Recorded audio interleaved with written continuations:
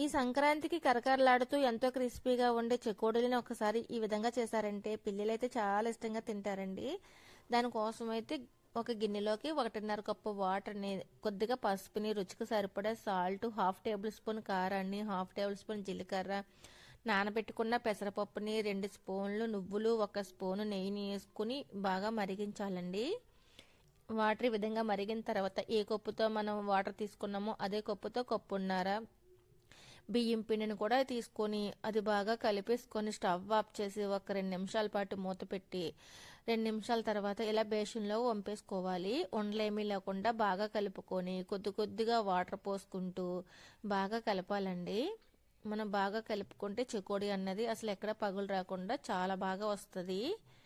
ఈ విధంగా కలుపుకున్న తర్వాత చిన్న గోలీ సైజు ఉండని తీసుకోవాలి.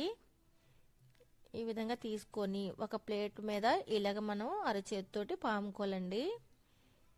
చెకోడిని ఇలా పామిన తర్వాత ఇప్పుడు మనం చెకోడిని చేసుకోవాలి. ఎక్కడ అసలు పగుళ్ళని రాకుండా చాలా బాగా వస్తాయండి చెకోడీలు. ఈ విధంగా చేసుకోవాలండి. చూపిస్తాను మీకు. ఇదిగో చూడండి ఎంత బాగా అసలు పగులు రాకుండా వచ్చినాయి కదా. రెండోది కూడా సేమ్ అలాగే చేసుకోవాలండి.